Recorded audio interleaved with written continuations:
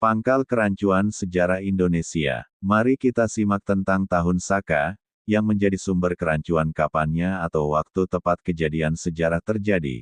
Blunder, dalam penulisan, timeline, presisi pencatatan kesejarahan Indonesia.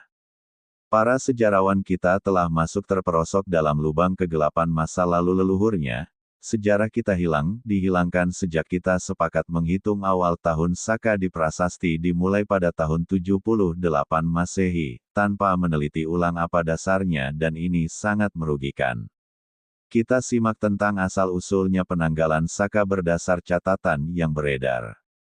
Bahwa, tercatat di India yaitu setelah dekade tahun 2000 SM, datang imigran, Sitya, Sakaya, Sakas Arya, mereka membawa bahasa Sanskerta awal atau dasar dari Sanskrit. Berbagai praktik budaya baru seperti ritual pengorbanan, yang semuanya membentuk dasar budaya Hindu, Veda awal, fahami ini sejatinya adalah leluhur kita yang terindikasi membawa ajaran bernama, Dharma. Tony Joseph penulis buku Early Indians. The Story of Our Ancestors and Where We Came From, diterbitkan oleh Juggernaut menulis bahwa 1000 tahun sebelumnya orang-orang, ras Arya, juga ke Eropa, menggantikan dan bercampur dengan petani di sana, melahirkan budaya baru dan menyebarkan bahasa Indo-Eropa.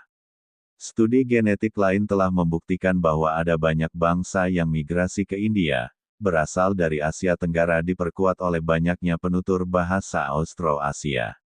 Bahwa Arya bukanlah penghuni pertama India dan peradaban Harappan, Dravida, ada jauh sebelum kedatangan mereka. Ini berarti bahwa bangsa Arya atau budaya Veda bukanlah sumber tunggal peradaban di India dan sumbernya yang paling awal berasal dari tempat lain. Tentang Saka, dalam catatan mainstream.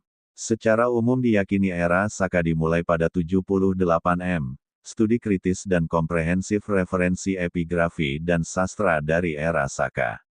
Kesimpulannya bahwa era Saka dan era Sakanta tidak identik.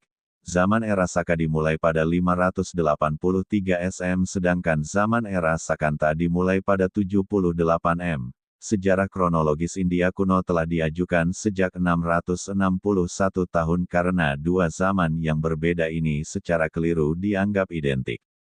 Ada upaya pengalihan tentang bangsa pendatang ini, bahwa Arya bukanlah penghuni pertama India dan peradaban Harappan, Dravida, telah ada jauh sebelum kedatangan mereka, tapi mereka berusaha menutupi fakta ini.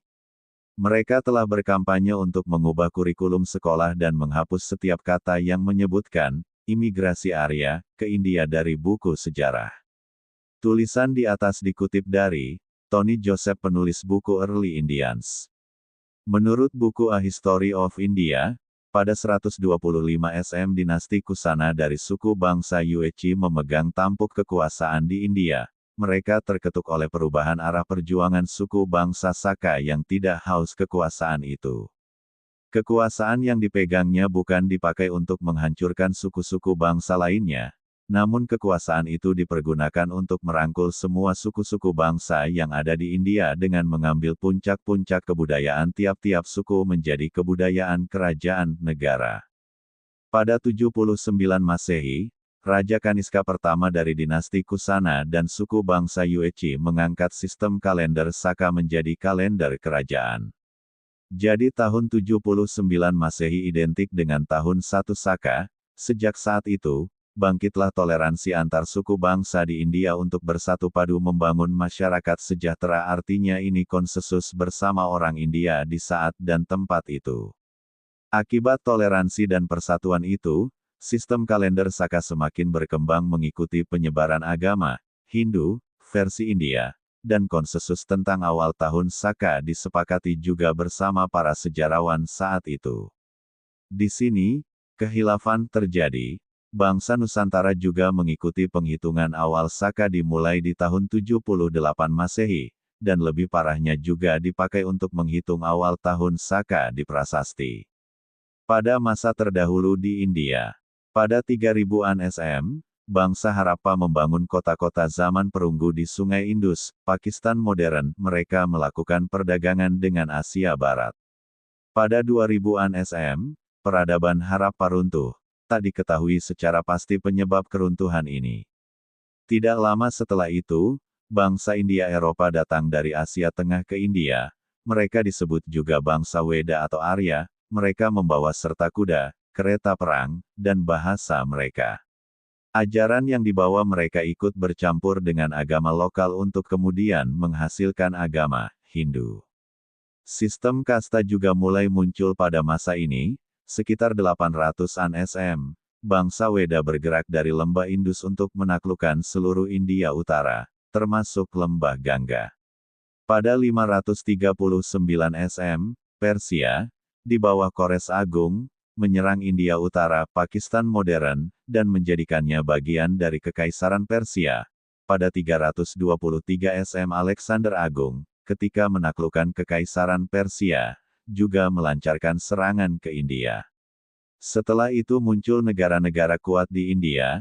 Yang pertama adalah Kekaisaran Maurya yang berdiri pada 321 SM dan runtuh pada 184 SM.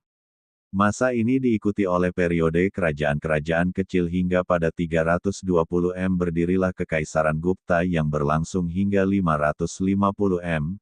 Kerajaan-kerajaan besar lainnya juga muncul di India Selatan. Jadi nama kerajaan di India yang mirip di cerita Mahabharata ada pada masa ini.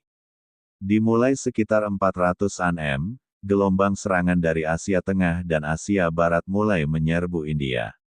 Awalnya, suku Hun menyerang, kemudian setelah runtuhnya Gupta, kaum Muslim berhasil merebut India Utara dan mendirikan Kesultanan Delhi. Sekitar 1200-an dan 1300-an M. Mongol juga melakukan serangan berulang ke India. Semua konflik ini berlangsung terutama di India Utara, sementara di India Selatan, kerajaan-kerajaan India lokal relatif tidak terlalu terganggu. Setelah bangsa Weda, sejatinya ini leluhur bangsa Nusantara, berpindah ke lembah Gangga sekitar 800 SM. Mereka menjadi semakin jauh dari Asia Barat dan Tengah, sehingga semakin mengurangi kontak dengan orang-orang di kawasan tersebut.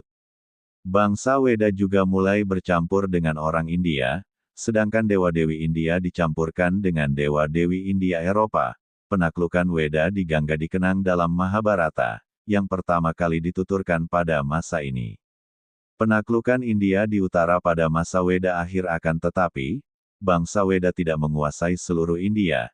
India Selatan dikuasai oleh sekumpulan raja merdeka yang tidak mau tunduk kepada bangsa Weda. Kisah mengenai peperangan antara bangsa Weda melawan para raja selatan diceritakan dalam Ramayana. Pada 500 SM, sebagian India Barat Laut Pakistan modern, ditaklukkan oleh Persia di bawah para rajanya, Kores dan Darius. Sama seperti bangsa Weda, bangsa Persia juga merupakan keturunan bangsa India Eropa yang dulu meninggalkan tempat asal mereka. Ketika leluhur bangsa Weda masuk ke India, leluhur bangsa Persia memilih untuk menetap di Iran. Persia tak pernah benar-benar menguasai India. Mereka berhasil memaksa orang India memberi upeti.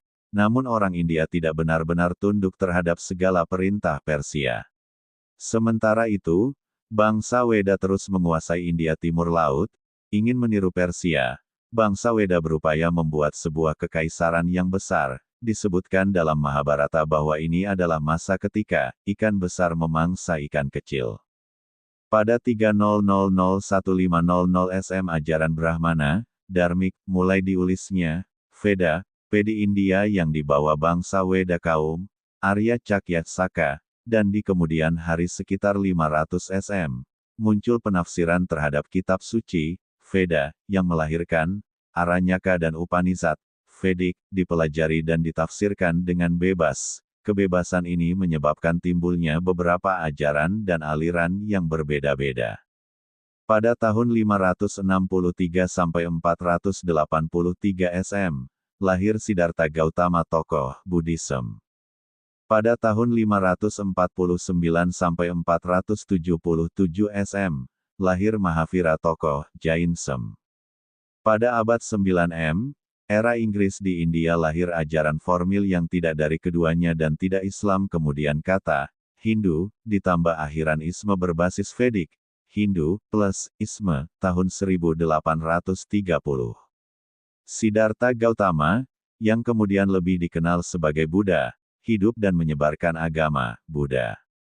Hinduisme adalah peleburan atau sintesis dari berbagai tradisi dan kebudayaan di India. Sintesis muncul sekitar 500–200 SM di India, dengan pangkal yang beragam dan tanpa tokoh pendiri tumbuh berdampingan dengan Buddhisme hingga abad ke-8. Dari India Utara, sintesis Hindu ini tersebar ke selatan.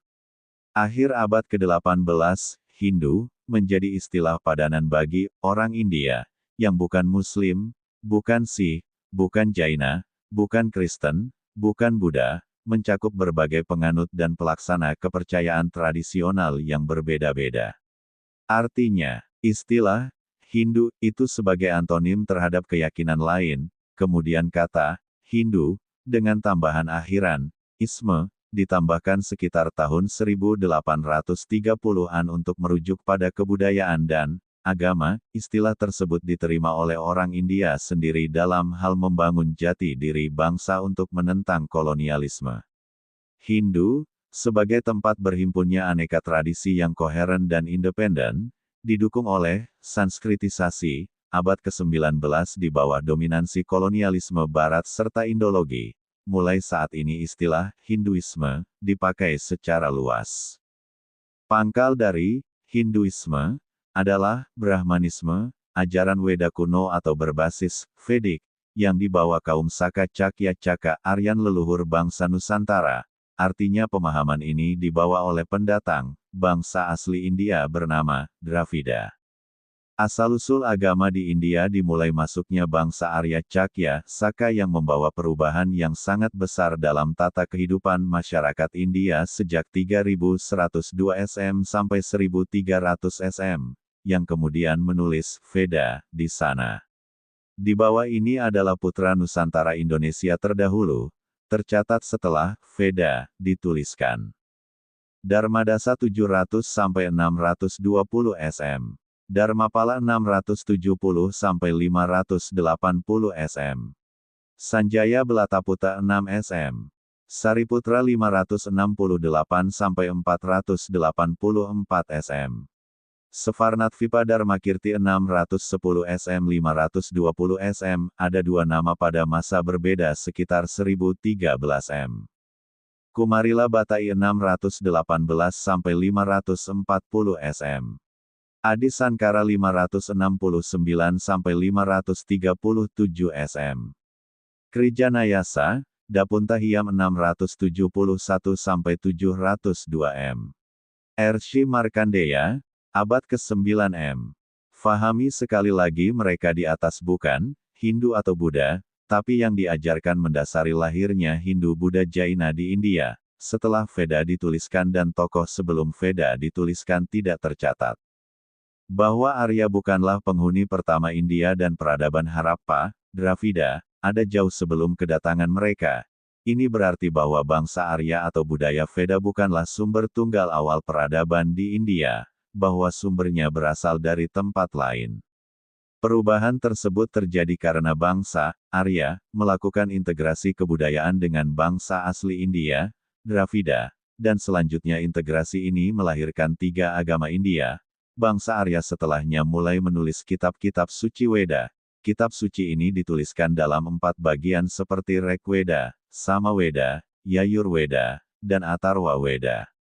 Jadi, pangkal dari Hinduisme adalah Brahmanisme, ajaran Weda kuno atau berbasis Vedic, yang dibawa kaum Saka Cakya Caka Aryan.